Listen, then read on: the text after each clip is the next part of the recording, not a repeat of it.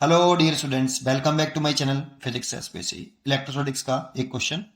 अ 2 point charges plus के 4q and minus के q are fixed on the X axis at x बराबर minus के dy2 and x बराबर plus के dy2 respectively.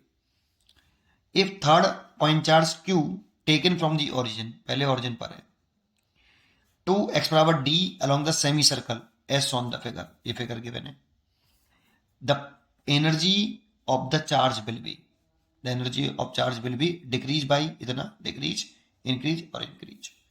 तो 4 cube charge place they x बराबर minus के dy2 पर, मतलब ऑरिजिन है ये, ऑरिजिन है एक्स बराबर 0, ये dy2 डिस्टेंस है यहाँ से यहाँ तक, और यहाँ एक्स बराबर माइनस के dy2 लिख रहा है, और ये आपकी यहाँ से यहाँ तक डिस्टेंस dy2 है ये भी, और एक्स बराबर प्लस के dy2 है ये, और पार्टिकल ऑरिजिन से मूव कर रहा है, थर्ड पॉइंट चार्ज डी तक जा रहा है, तो ये वाली जो डिस्टेंस है ये डी है हमारी।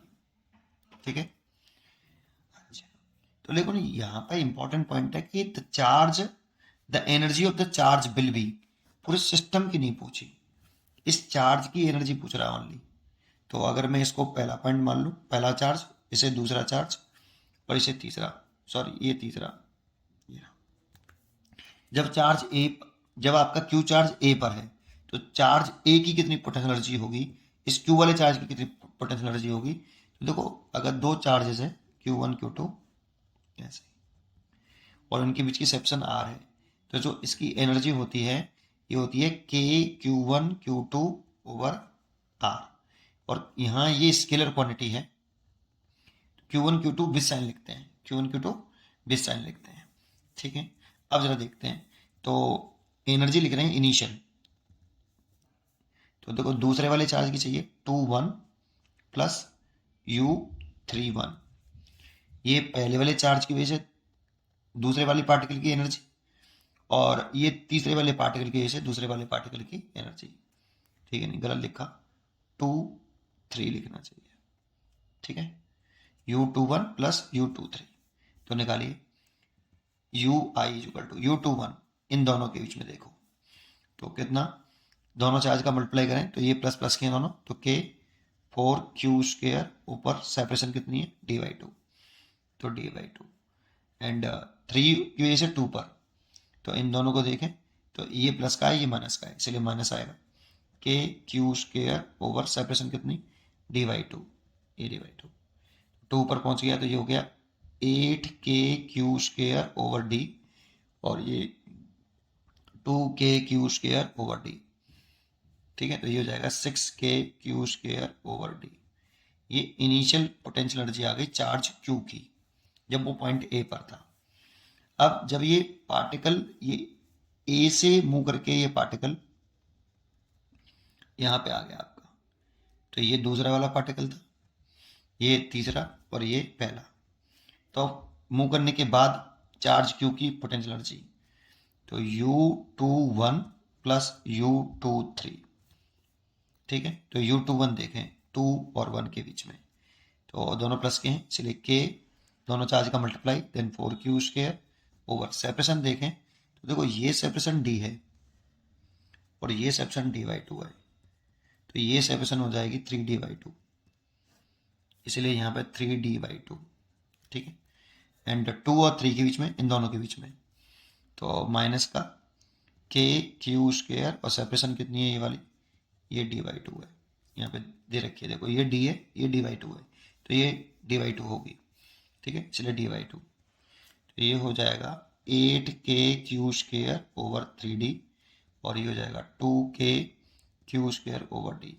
यहाँ से k(q² अपॉन d कॉमन ले लें और 3 एलसीएम ले लें, ये कॉमन ले लिया देखो मैंने, ये बाहर निकाल लिया ये वाला और ये वाला, और 3 एलसीएम ले लिया, तो यहाँ तो 8 यहाँ 6, तो ये कितना हो जाएगा 2/3k(q² ओवर d।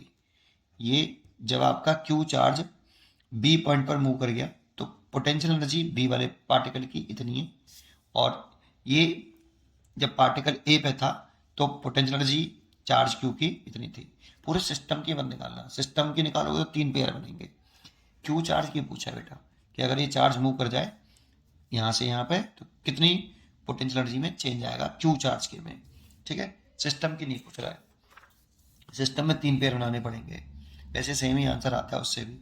ठीक है, चलिए तो क्या करते हैं, देखो चेंज इन पोटेंशियल एनर्जी लिख रहे हैं delta U, you I minus you final, move करने से पहले एनर्जी और मूव करने के बाद एनर्जी। अब वो इंक्रीज होगी डिक्रीज होगी वो कैसे मालूम पड़ेगा, वो देखते हैं अभी।